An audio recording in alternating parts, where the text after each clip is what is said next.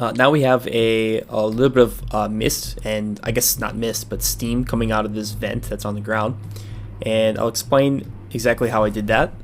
We have a dust wave element here, which is from actionvfx.com. They've graciously provided this for us to use, so you can go check out the website actionvfx.com if you're interested in purchasing stock elements like this one. This is one of their free ones in their library, and they've given permission to use this in this class. So I've given this to you guys up at the top here in the pre-comped elements. So if you guys want a dust element, this is what we can use, and it's basically just a MOV file of this dust blasting. So what we can do with that is, if we want to make it look like steam, we can use this effect and sort of adjust the timing. So what I did was I keyed it just to give it an alpha, because by default there's no alpha channel. So we want to make sure it has an alpha channel. So we just put a luminance keyer there. And I used the node OFlow. And if you never use this node, it's just a retiming node. So if you create that, you can adjust it's going to retime your footage. So it'll make it like if you put the output speed to 0.5, it's going to be half as fast as the original footage. And it's actually going to interpolate the frames in between. So it's actually creating more frames in between. So like, for example, if you have a video that's 10 frames long and you make it half the speed, it'll now be 20 frames long.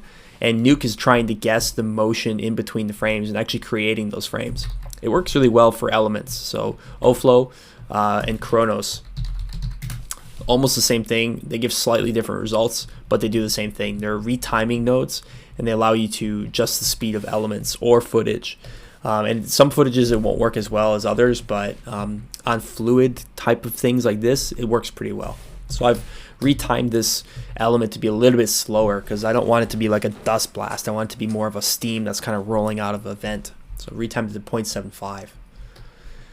And then what I did was I used the time offset node to adjust the timing. So my shot starts at frame 1.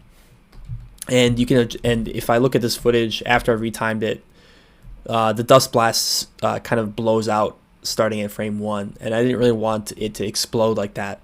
So essentially what you can do is just do a time offset, and you can, I said negative 400 frames. So it's basically adjusting the time that this clip starts at and pushing it negative. So I'm starting that clip much earlier than our shot actually starts, which is on frame 1. That way we start with this pattern that looks like this. Then I just reformatted it, mirrored it, put it into place. Next thing I did was I unpre-multiplied this shot so I could do some color corrections. I desaturated it, so I took it completely to 0 so that there's going to be no color in there. And I multiplied the color from the background. So essentially what I did was I took the entire shot here, I blurred it, and I graded it up a little bit. And I multiplied that in only the RGB. So again, this is the same technique I just showed, and this technique is covered in my photoreal compositing class. But essentially, that's the idea. So we just only RGB.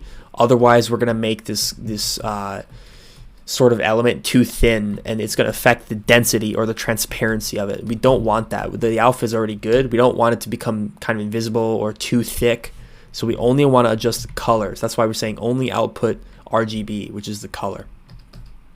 So basically we're taking this blue blown out image, multiplying the color in, and that's what it gives us. So if I enable and disable, you'll see it's putting the blue in and the colors around it automatically.